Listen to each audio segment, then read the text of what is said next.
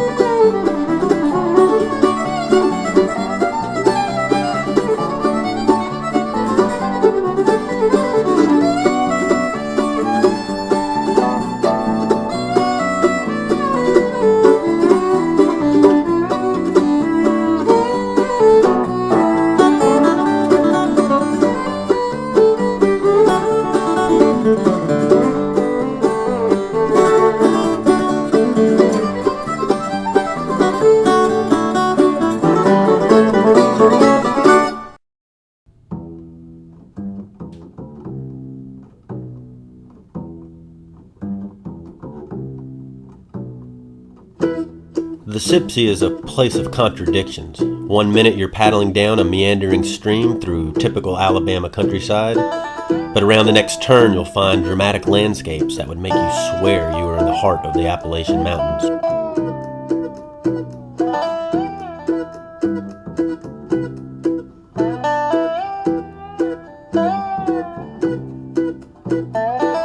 One such place is a spot we've dubbed as Black Falls.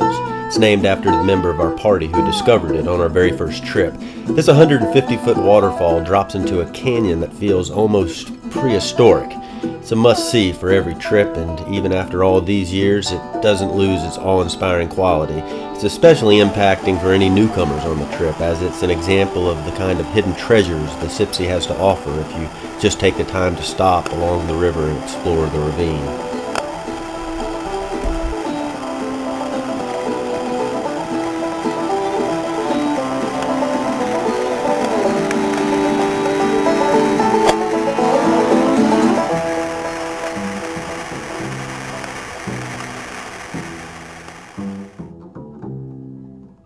Another such place is a choke in the river. Out-of-towners call it the Big Rapids, but us Sipsey veterans know it as the 10-yard dash.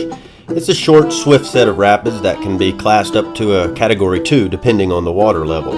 It was definitely a Category 2 this year. It marks the halfway point of our trip, and it's probably the only real challenge as far as rapids go. I had found on our trip, this being my first time to try the Sipsey on my sit-on-top kayak, that what I gained in space and stability with the sit-on-top, I lost in maneuverability. And though I had faced the 10-yard dash 3 times before, I found on this day that wisdom does not always follow experience.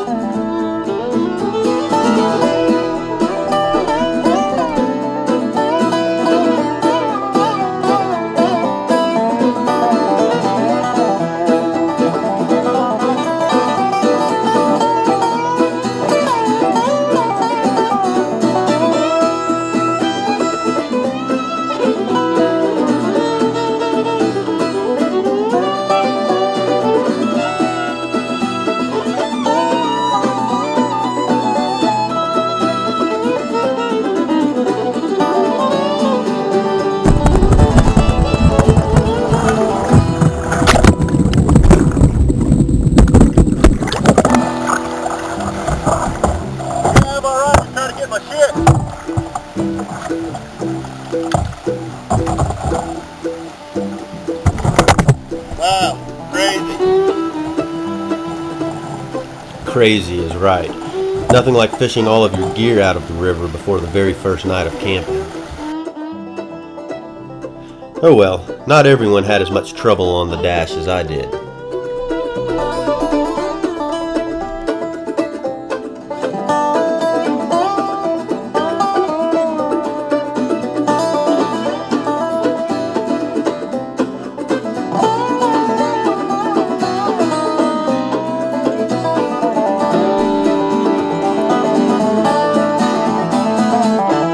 Our luck with the weather held out for the first 2 nights, but the rain found us on the last morning. When we saw there was a break in the rain, we took the opportunity and got back on the water for the final haul. In those last few miles, we experienced the Sipsey unlike any previous trip, as waves of fog filled the river ravine. The beauty of it could only be described as surreal, but some things are best left undescribed.